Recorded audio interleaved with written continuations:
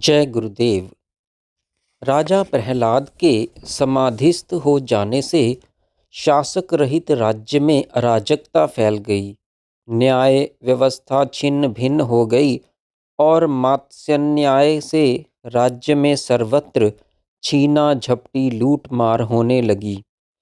जब श्री नारायण लोकों की व्यवस्थाओं का निरीक्षण करते पाताल लोक पहुँचे तो प्रहलाद को समाधिस्थ और राज्य व्यवस्था की दुर्दशा देखकर उन्होंने प्रहलाद को समाधि से उठाकर राजकाज में लगाने का निश्चय किया।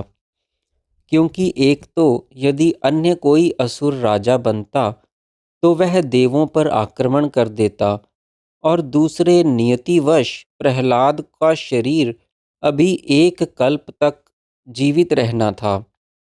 श्री नारायण क्षीर सागर के तले के छिद्र से निकलकर पाताल लोक जा पहुँचे और वहाँ के कुछ प्रमुख असुरों को साथ लेकर राजमहल गए, जहाँ उन्होंने प्रहलाद को समाधिस्थ पाया। उन्होंने प्रहलाद से कहा, महात्मन, समाधि का त्याग करके उठो। ऐसा कहते हुए भगवान ने अपना पांचजन्य शंख बजाया, जिससे सारी दिशाएं गूंज उठीं।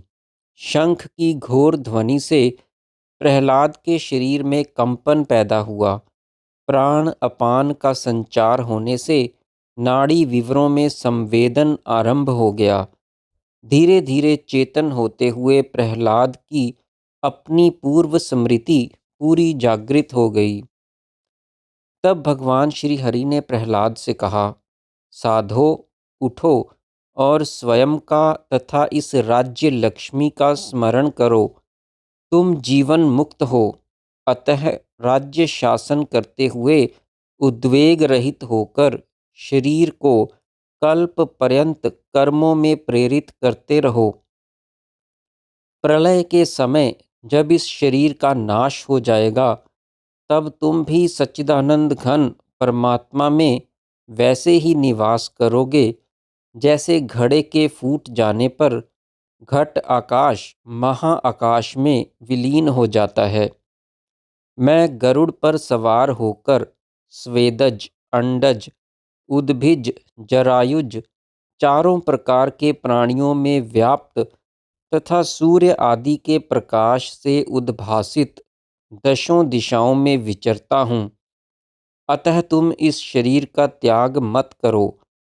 ये लोग, ये पर्वत, ये प्राणी, तुम, यह जगत, आकाश सभी प्रलय पर्यंत तक रहने वाले हैं। तब तक तुम भी इस शरीर को धारण करो। जिसके गुण सुनने, स्वरूप का दर्शन करने, स्मरण आने पर प्राणियों को आनंद होता है, उस जीवन मुक्त का जीवन सार्थक है। इस वर्तमान देह की स्थिरता को लोग जीवन कहते हैं और देहांत प्राप्ति के लिए इसका परित्याग मरण कहा जाता है। तुम्हें परमात्मा के यथार्थ स्वरूप का ज्ञान हो गया है, अतः प्रबुद्ध हो गए हो। भला प्रबुद्ध पुरुष का देह से क्या संबंध? मैं देह हूँ, ऐसा देह परिच्छिन्न अभिमान तो अप्रबुद्ध अज्ञानियों को होता है। तत्वज्ञानी प्रलय काल की उत्पात वायुओं, प्रलय अग्नि के धधकने और पर्वतों के ढहने पर भी स्वरूप परमात्मा में ही स्थित रहते हैं। तत्व ज्ञान की प्राप्ति होने पर ग्रहण या त्याग, करने या ना करने, कर्तृत्व भोक्तृत्व की निवृत्ति हो जाने पर तो एकमात्र शांति ही शेष रह जाती है। सुदृढ़ होने पर इसी शांति को मुक्ति कहा जाता है। ग्राह्य ग्राहक, दृष्टा दृश्य, ज्ञाता ज्ञेय आदि त्रिपुटियों का विनाश होने पर इस मुक्ति रूपा शांति का उदय होता है। प्रहलाद ने कहा, हे भगवन, आपकी कृपा से मुझे स्वरूप अवस्थिति भली भांति प्राप्त हो गई है, अतः समाधि अथवा उत्थान, दोनों दशाओं में मैं सदा सम स्वरूप स्थित हूँ। श्री हरि ने कहा, आत्मा देह से अलग है। इस भाव से लाभ हानि में सम और अहम इदम से रहित होकर कार्य करते रहने से बंधन नहीं होता। चाहे कोई घोर पातकी ही क्यों न हो, इस प्रकार विवेक विचार करने से शीघ्र परम पद को प्राप्त होगा। अज्ञान अर्थात शरीर को मैं और दृश्य को सत्य मानना ही घोर पाप है। विवेक विचार से इसका नाश हो जाता है। अतः विचार का कभी भी परित्याग नहीं करना चाहिए। ऐसा कहकर श्रीहरि क्षीर सागर के लिए चले गए।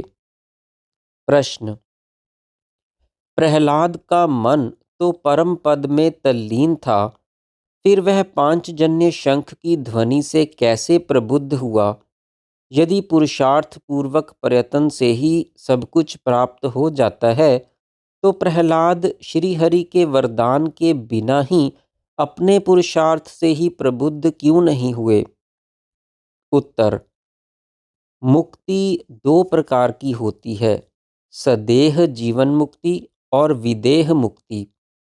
इष्टानिष्ट कर्मों के ग्रहण त्याग में सर्वथा इच्छा रहित अनासक्त बुद्धि वाला सदेह मुक्त है। देह का त्याग होने पर पुनर्जन्म से रहित यह सदेह मुक्ति ही विदेह मुक्ति कही जाती है। एक तो प्रहलाद के अंतःकरण में शुद्ध सत्वमयी वासना स्थित थी, जो शंख ध्वनि से प्रबुद्ध हो गई। दूसरे श्री नारायण सर्वात्मा हैं, अतः उनके मन में जैसा संकल्प होता है वह अवश्य पूरा होता है। श्री नारायण उन प्रहलाद को प्रबुद्ध करना चाहते थे। उन्होंने जैसे ही प्रबुद्ध होने का संकल्प किया, प्रहलाद प्रबुद्ध हो गए। महामनस्वी प्रहलाद को सभी कुछ उनके पुरुषार्थ से ही प्राप्त हुआ था, अन्य किसी कारण से नहीं।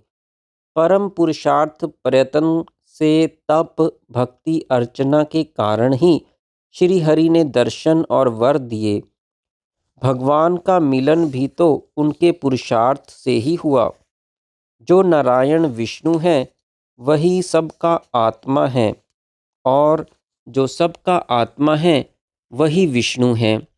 ये दोनों पुष्प गंधवत अभिन्न हैं।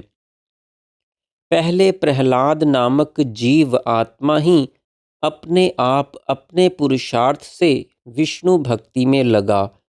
फिर स्वात्मभूत विष्णु से स्वयं ही वर प्राप्त किया, और फिर स्वयं ही अपने मन को विचारशील बनाकर स्वयं ही आत्मज्ञान प्राप्त किया।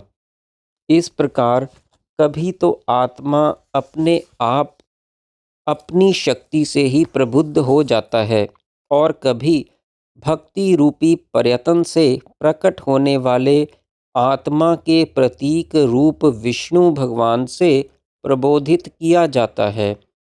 आत्मा, सर्वात्मा और विष्णु वास्तव में एक ही है। जय गुरुदेव।